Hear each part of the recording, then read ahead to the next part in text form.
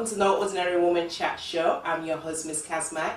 Now guys, you know what to do. We're on season 3, so by now you should be doing the drill. You need to call the crew, let them know the show's about to begin. Share, subscribe, do something. Follow the link below and join me on the other side to meet the No Ordinary Women. See you in a bit.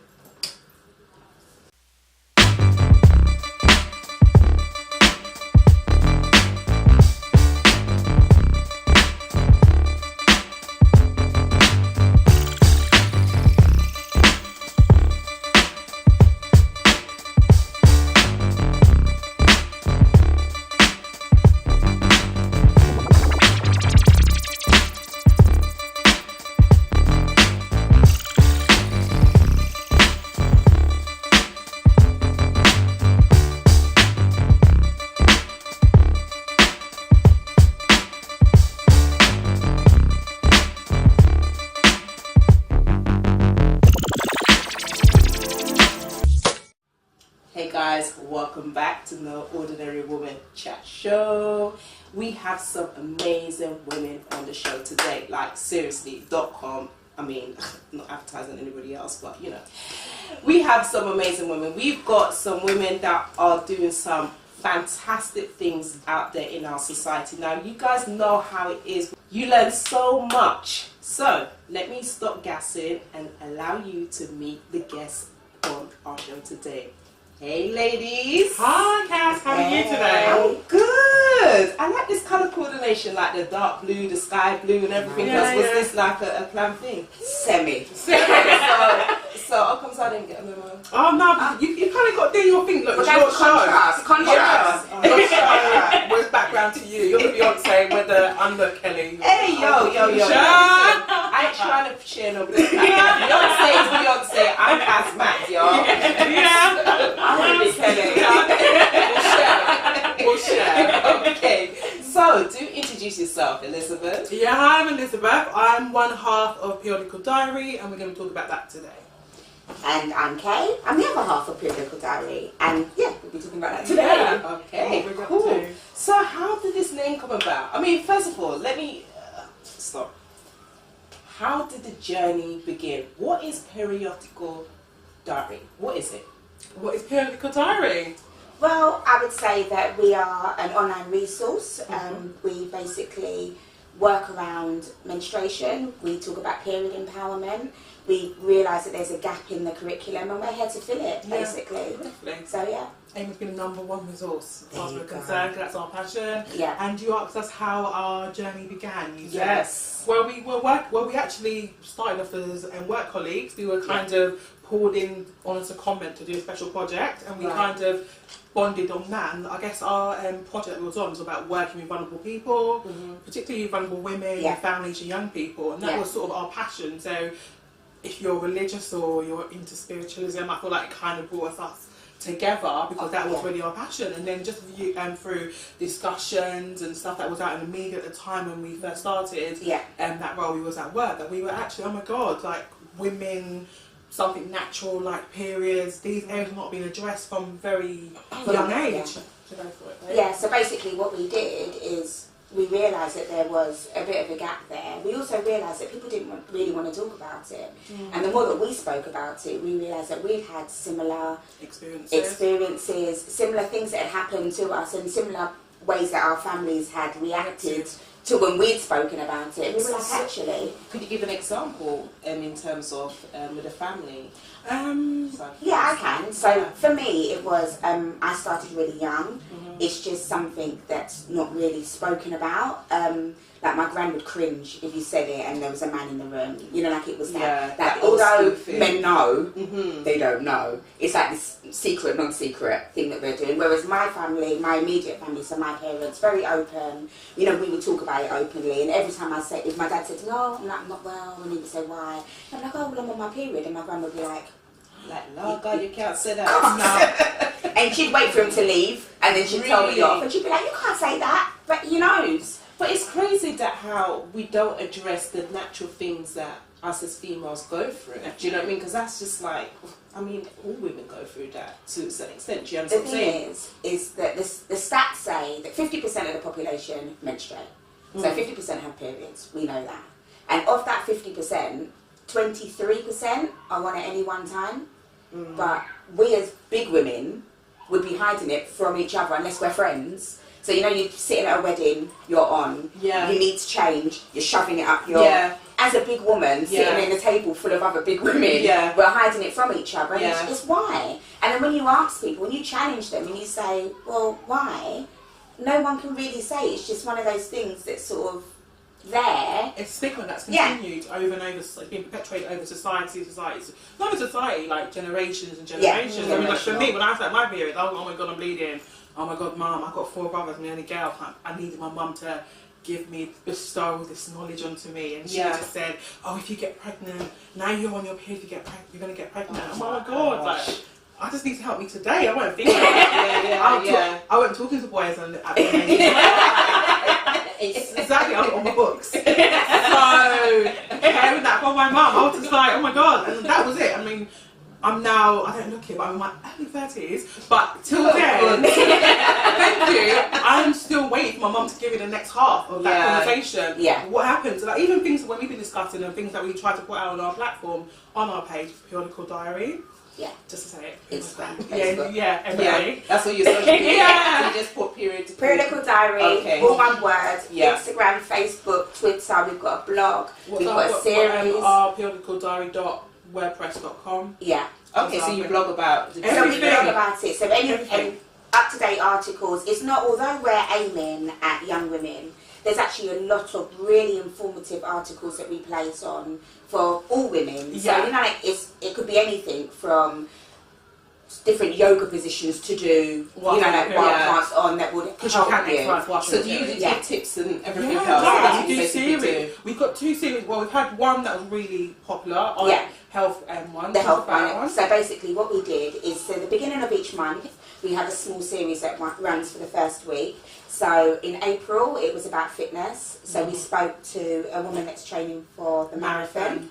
And she explained about how her period has affected her training. She spoke about whether she tracks or not, because tracking is really important. And she spoke about how different routines that she takes, so she wouldn't do such long distances when she was on. You know, just the food element of when you're on, all that sort of stuff. And we had another lady who is a fitness trainer. So she said the sort of exercises that she does, and and tracking and training. That's because we did that, and then we gave articles that were out there. So there was the tennis player who had a really bad game, and when they said to her, like, you know, what happened? You were really hot. She said, oh, it was her girl time. Wow. And they made this big fuss about it in the media. Really? About it being her girl time, because she had said it. It wasn't the fact that it happened, it's the fact that she said it. So it's like you're not allowed to say it. And even though she printed it up and called it girl time. You're being demonised ultimately for being on. Yeah, for being on. And another series that we have as well that's been ongoing every Sundays that we try to put out is called Our First Experiences. And ultimately we bonded because our first experiences weren't so great. So every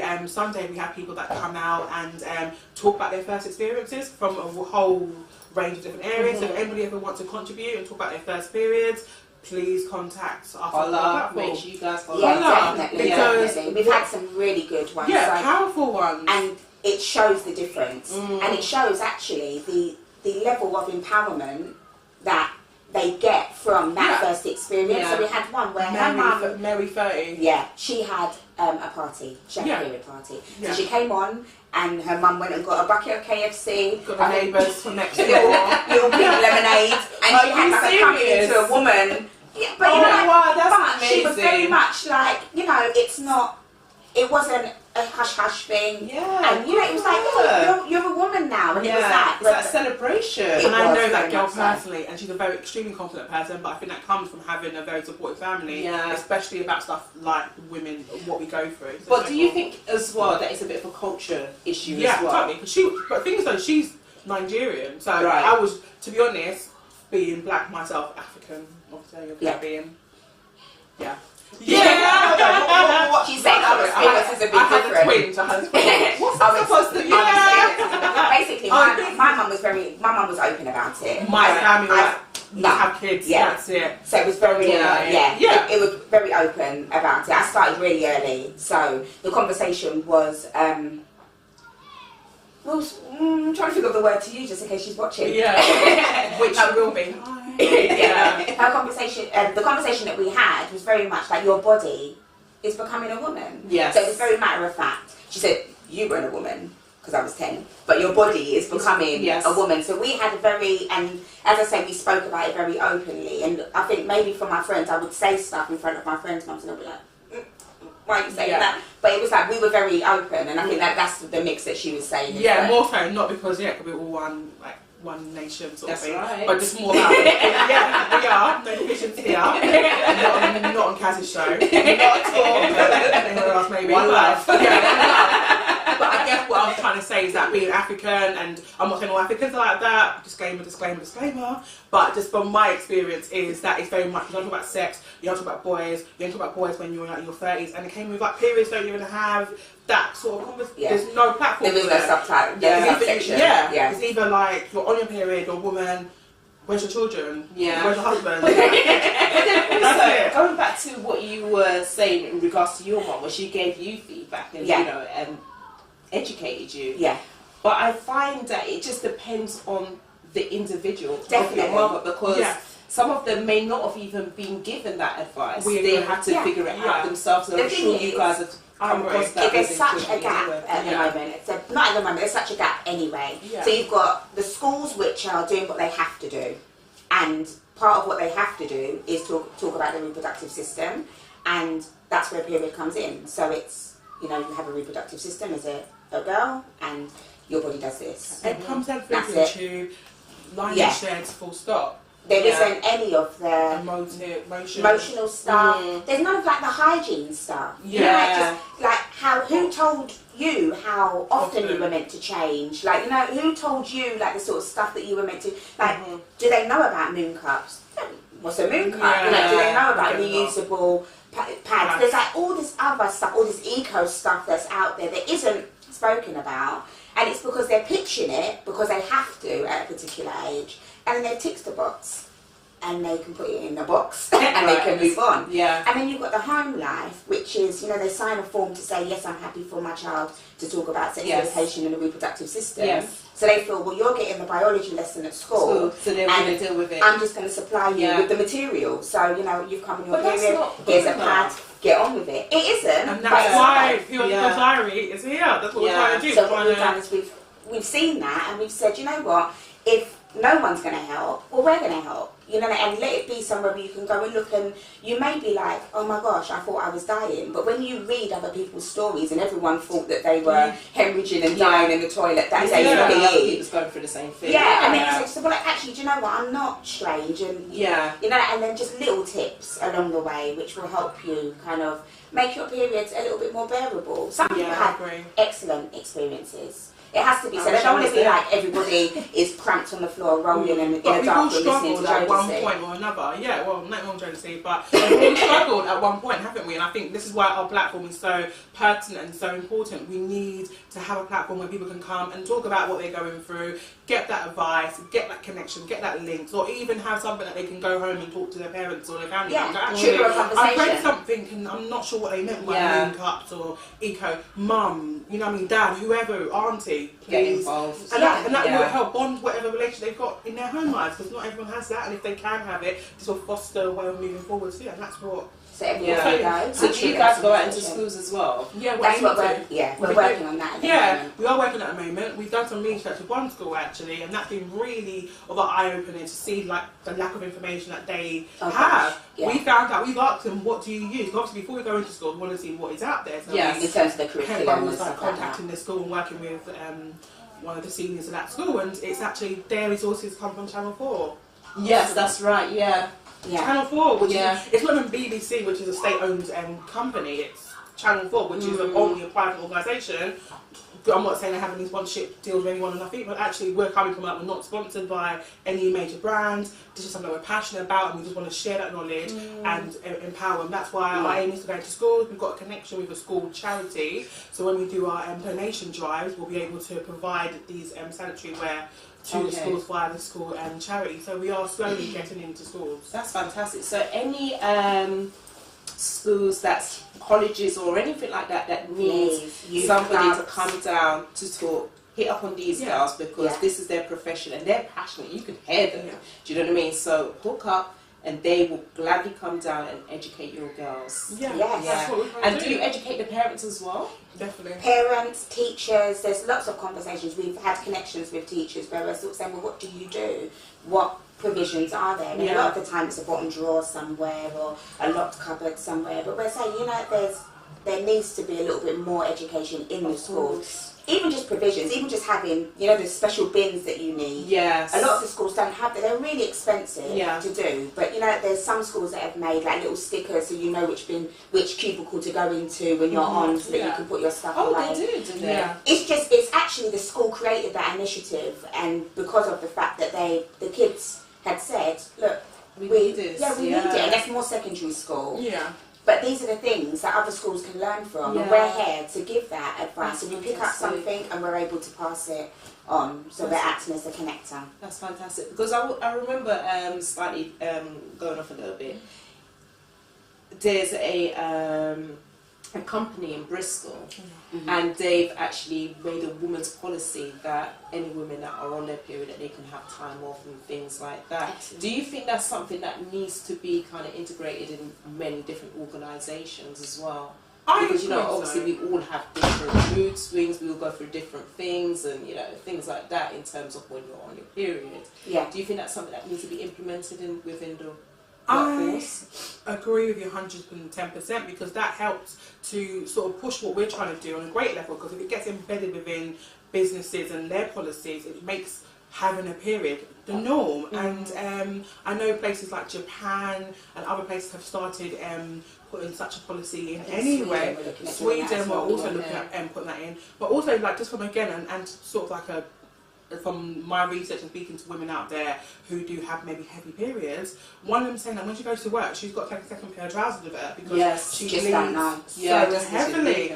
Like she's called me to say that, oh, I have to leave. I've left work early because you know, I've now had a leak. But actually, having a policy like that will be fantastic for her, because she knows maybe the first few days of her period are very heavy. She can just sit at home. And it's about balance, isn't it? It's not saying that you're completely out of commission, but it's working in a way that you're actually able to do your job effectively. Because turning up to work and seat warming is not doing the company any good anyway. If you're working for a company that acknowledges that actually this is something that affects some women, then, you know, you're going to get the best out of your staff. And I'm not saying that, you know, you get a complete dark day where you get an extra annual leave day. It might be that you're just working from home that day. At least they're in their own comfort and everything else. They're a lot more productive, but also it just keeps them, it provides that happier environment. You know, so But what you guys are doing is absolutely amazing. You've shared your social media platforms. Please, viewers, do check us out. Check them out. Is there anything that you would like to say to any of our young viewers that may be challenged, that may not even,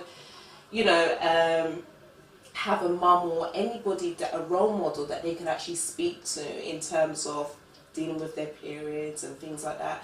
Is there something that you could actually say to encourage that person? I think we both have things to say. For me, I'm just saying there's always someone in your life. If there's no one in your home life, please go to your school, speak to your teachers, because your teachers want to help you with this. Whether it's a male or female teacher, they want to help you with this. And also as well, not to push us, but contact us. This is what we're here. We're here to support people. Periodical Diary, we're here to support you.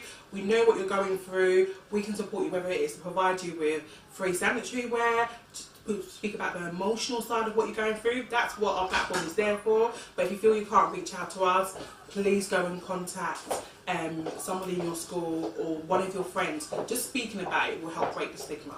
Okay, do you want to share? For me, I think that the really important thing to do is to track. I think you need to track what's happening. You track your emotions. I would say that you need to write down, you know, the pen is your friend, basically. People will take you much more seriously if they can see a list of the things that have been happening. If you can say to the doctor, in January this happened, and nothing didn't happen until March, but it came from this date to this date, they will take you much more seriously. So tracking is so important, and you'll be able to also see if you're on any medication, the differences in your emotions and the differences in your periods if you track. So tracking by far is the way to go. Okay, thank you, ladies. Thank you for coming to the No Ordinary Woman Chat Show. Thank you, Elizabeth. Thank you, Faye. So much.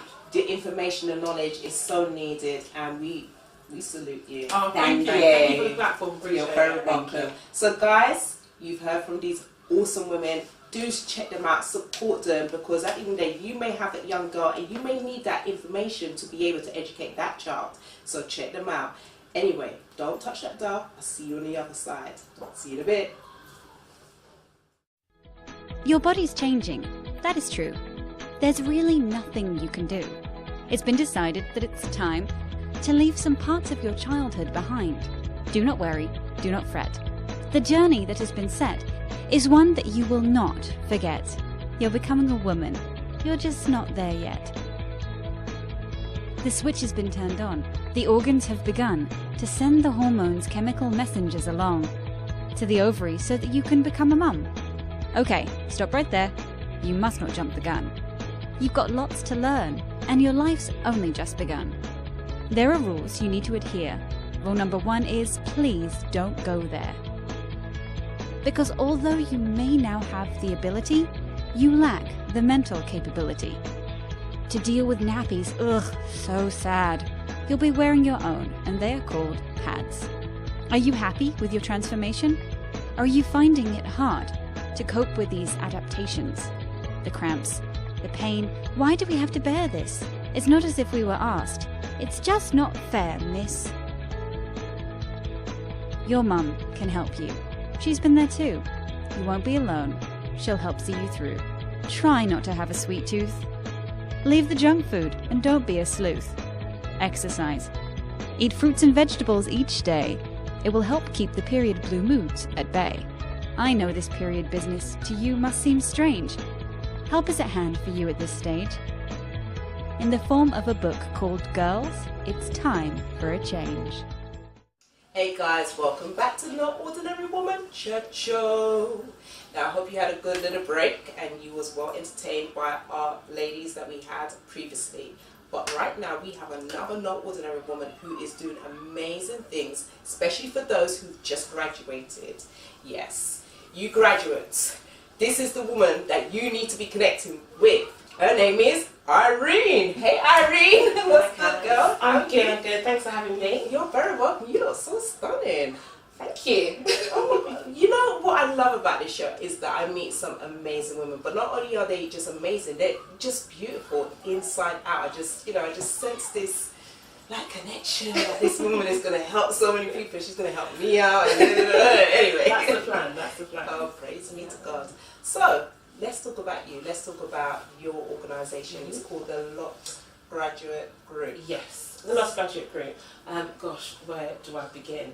I started out working in support services with vulnerable people and families, children families. And I enjoyed the work more around when they got to about, say, 16 years old, helping look at kind of career options for them, their futures. And I thought, actually, I quite like doing the careers work. So how can I kind of take this on full time outside of what I do my 9 to 5? So I went on to train to become a life coach. Right. And when you become a coach, you look at your life about what's going well, what's not going what's not going okay. I was able to kind of coach my friends. Thank God we're still friends, and really good friends of mine. But there was a theme coming out from that. And I found that all of my friends had graduated from university, whether it's last year or 5 years ago, and were in jobs they just didn't want to be in. Right. And they weren't happy. And, you know, at that point you're working already, you can't go to the job centre and get help. Yeah. If you've left university more than 3 years ago, you can't go back to the career service. So I thought, you know what, there's a gap here. And in my own personal story as well, when I first finished university, I was like, oh great, I've got a degree in psychology. Me and a million other people had the same degree. I thought, I'm going to be a psychologist. Yes. I'm going to go for it. So I was there, applying, not getting anywhere at all. Not getting any feedback either, but what I was doing wrong. So I changed my career option, went to go look at teaching. So I thought, okay, I'll become a teaching assistant. And I remember I went to my first interview full of confidence. I was dressed to the nines. The hair was on point, everything was ready. I walked in there, biggest smile you could think of, and they absolutely just pulled me apart. Really? So when you was at, because obviously you're a graduate and everything else, but when you was dealing with, like, say, the career officers, team, etc., did they not prepare you for interviews? No, it was pretty much, this is how you write a CV, here's a CV template, nothing about how to act when you get into interview, what you need to say, how to respond to a competency-based question, how to really sell yourself. I didn't have those skills. I thought I did, but I didn't. And I found that in that meeting, I was like, actually, you know what, I don't know what I'm doing here. So what can I have? Who can help me? And that time there wasn't anybody to help me. So I went away and thought, I'll go help myself. So I went to go and volunteer. I went on different courses. I learned how to do things. But I know that as you sit here now, other graduates are having a difficult time as well. And I think on an emotional level, it can be quite diminishing. You've left university, everyone's proud of you, and then you're looking for that job, it's just not coming, and you start to blame yourself. Yes. But it's not your fault necessarily, it just means you haven't got tapped into the right skills as yet. Yes. How many jobs was you applying for at the time? How many? Oh my gosh, I must have applied for at least between 30 to 40 assistant psychologist jobs on the website and got no feedback whatsoever. So imagine sitting there writing 20 statements, different types of jobs, and not even being told no. Just hearing nothing. It can be quite damaging. Yeah, and that's one of the sad things, that even when you do graduate from university, they don't actually say, look, you may not get the first job that you go for. Do you know what I'm saying? So what else would you suggest to a graduate or an undergraduate? What would you advise them to do in between? I would say that you have to think about, before you even get to university, what course are you going for? Pick a course that you're interested in, and that at the end of it there's work opportunities outside of that. Now, I'm not saying you shouldn't go for courses that there might be a job after it, but if that's the case, get your work experience anywhere, internships, apprenticeships, doing experience over summer holidays, everything you can do to really kind of push yourself and make yourself a really good candidate for a job when you come out from university. Yeah. You can't just do the course anymore and go along.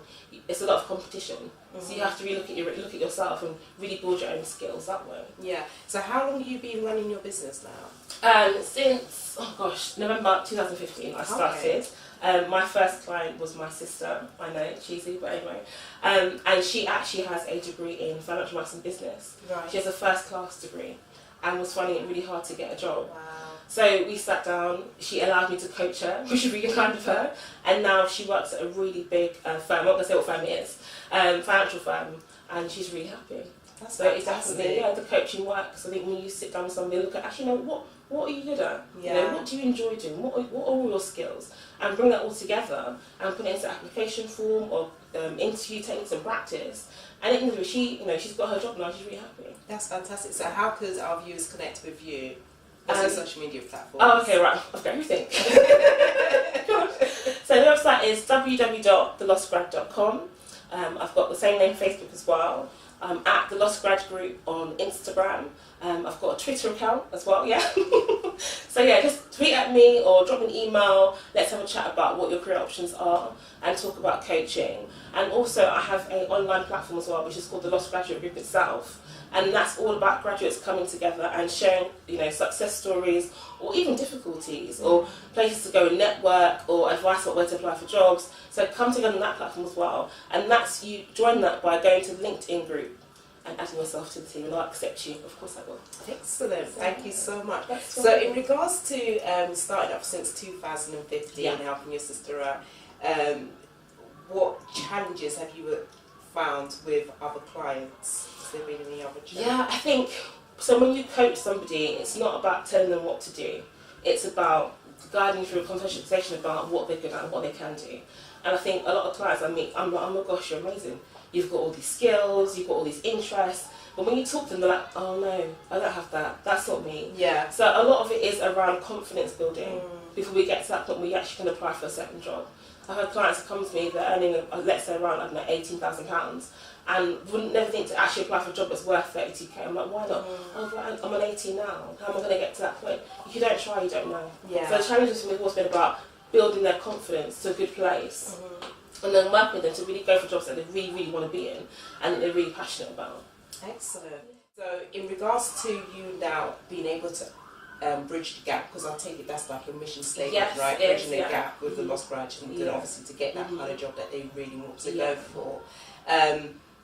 The challenges that you've actually heard is in regards for those building up their confidence. So do you, as a coach as well, help those individuals to build up their confidence? I do. So it's part of the career coaching package I offer as well. We do a lot on confidence building. It's really important. If I can see all your skills and you can't see them, in an interview I'm not going to be there. So the person has to come from them. So even little things like, so when I'm talking to you now, I'm using my hand to speak. Yeah. And I do it because if I don't do it, I'm going to speak really, really, really fast. If I didn't tell you that, you wouldn't know that. That's right. So it's about knowing what you're like and how to kind of control that as well, and knowing what you're good at. Yeah, and do you also help train individuals in terms of like their body language and things like 100%, that? Because you know, I always used to have a tendency to just cross my arm, and it's not that I was vexed or anything. Sometimes I was just cold. You get me? But people would probably be thinking, okay, she maybe don't want to be a part of this conversation, or you know, don't have anything to say. But it's just how I will be. So even like now, I have to just do things with my hands. Yeah. So do you teach individuals? I do. So we do a lot of interview coaching as well, and that's all about literally it will be a mock interview. So when you come into the room, it's like, hi, hello, who are you? What are you here for? And we go through how you're going to answer questions. Right. And that involves the way you come across, the examples that you use, the way that you speak, the way that you sit in the chair, the way you position yourself. If you've got an interview of 3 people, there's 3 people there, but look at the middle person in the middle. Look at everyone else as well. So we go through all these things. Yeah. Just to kind of make you more confident what it is you're doing, giving that good practice. Yeah. Excellent. And so what's the age groups that you deal with? Because, obviously you've got the mature graduates and you've got those that are really young. So do you deal with all different age groups? So I do. So anybody who's left university, whenever. So you could be graduating in July and I can work with you. You could have left university 10 years ago and I'm still going to work with you. And it's important for me. I kind of want to do that because when you leave university, it's quite a lot of help for you. But the longer years you go out from university, there isn't that much support as it goes on. So I'm quite open to work with everyone. Fantastic. Well, thank you so much for coming on the show, Thank Irene. you. But before we end, just before I wrap up, how young are you? I am 28 years young. Wow, that's amazing. Because what I'm finding as well with a lot of the women that do come on the show is their business always kind of starts off from where they're at, what they've been challenged with. That's where their business will kind of like, the fruitation will come from their own experience. So being 28 and dealing with this and just, even just hearing you just sound so compassionate, so confident, just like, yeah, this is what we're doing and this is what I want to do. Do you know what I mean? And that's really, really good. So I just want to say, we salute you. Keep doing what you're doing. And guys, if you've graduated, you need help, seriously, hit up on Irene. Don't just sit there and just be like, feeling like there's nothing out there for me, because there is something out there for you. And Irene is the person who's going to help you to get there. So, thank you so much. Thank you again. Alright, so guys, we're going to wrap up now, and thank you for tuning in to No Ordinary Woman Chat Show. Make sure you share, subscribe, follow the feeders underneath, and thank you, and we'll see you next time. Bye!